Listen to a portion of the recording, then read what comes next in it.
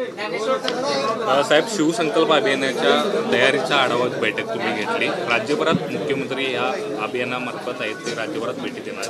काय एकूणच तयारी आणि या संकल्प अभियानाचा काय फायदा होईल? हे संकल्प अभियान होत असताना महाराष्ट्रामधले सर्व प्रतिनिधी हे कोल्हापूरमध्ये येतील आणि या ठिकाणी प्रतिनिधींची वेगळी सभा असणार आहे. म्हणजे कार्यकर्त्यांचा तो मेळावा आहे हा स्वतंत्र असेल आणि त्याच्यामध्ये महाराष्ट्रातून आलेले कार्यकर्ते आणि कोल्हापूरमधले असलेले कार्यकर्ते यांची एक संध्याकाळच्या वेळेला सभासुद्धा होणार आहे. तर या दृष्टीने कोल्हापूर होस्ट जिल्हा असल्यामुळे महाराष्ट्रभरातून आलेल्या प्रतिनिधींचं स्वागत करणं हा एक भाग झाला आणि दुसरा भाग हा जी जाहीर सभा होईल त्याला सगळ्यांनी उपस्थित राहणं हा दुसरा भाग आहे. आणि त्याच्यामुळे प्रतिनिधी सभांना फक्त प्रतिनिधी असतील आणि जाहीर सभेला सर्व कार्यकर्ते आणि इतर नागरिकसुद्धा असतील. असं सर्वसाधारणपणे याची तयारी आहे. तारखा अजून निश्चित व्हायच्या आहेत कारण लोकसभेचं अधिवेशन एक दिवस अगोदर आल्यामुळे कदाचित तारखांमध्ये थोडासा बदल होईल. तो मुख्यमंत्री महोदय याच्या संदर्भातला अंतिम निर्णय घेतील.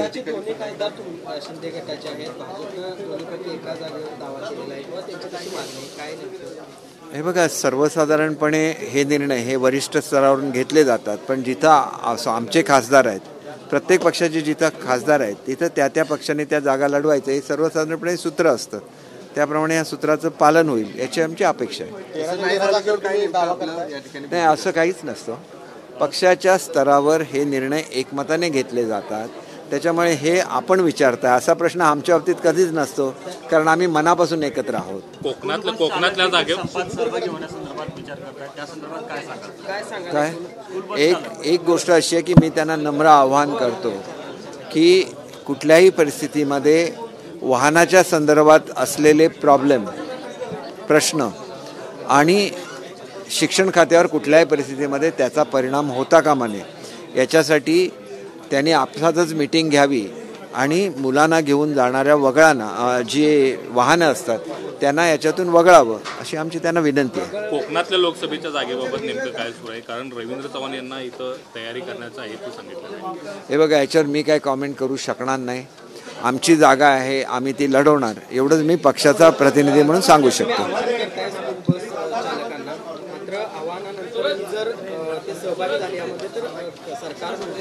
त्याच्यावर आम्ही उद्या आमची कॅबिनेट आहे त्याच्यामध्ये आम्ही चर्चा करू आणि योग्य तो निर्णय घेऊ. महत्त्वाचं म्हणजे साहेब, शिवाजीराव आढळराव पाटील हे नेहमी अजितदादांच्यावरती टीका करत होते, मात्र आता अजित पवारांचे ते गोडवे गाळत आहेत.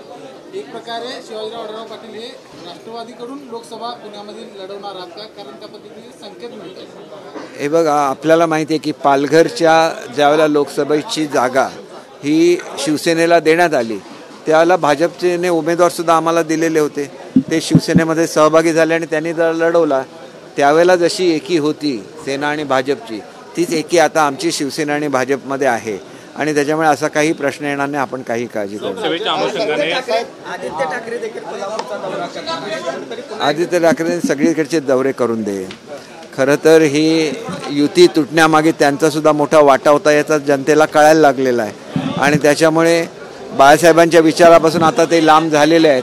इथे येऊन काँग्रेसचे काय विचार ते मांडतात ते आपल्याला ऐकायला मिळेल. त्या महायुतीची साहेब पत्रकार परिषद होती, जागा वाटपाचा फॉर्म्युला काय या पत्रकार परिषद जाहीर होईल वाटते? बघा, महाविकास आघाडी काय करते याच्याशी आमचं काही नाही. महायुतीची बैठक उद्या पत्रकार बैठक होती, सगळे प्रमुख नेते या बैठकीला त्यामध्ये काही जागा वाटप नाही याच्याबद्दल मला काही माहिती नाही. ज्याची माहिती नाही त्याच्याबद्दल उगाच बोलणं योग्य नाही.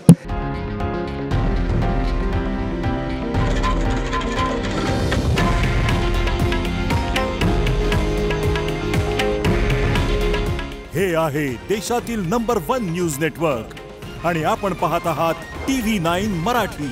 काळजी तुमची, हित महाराष्ट्राचं.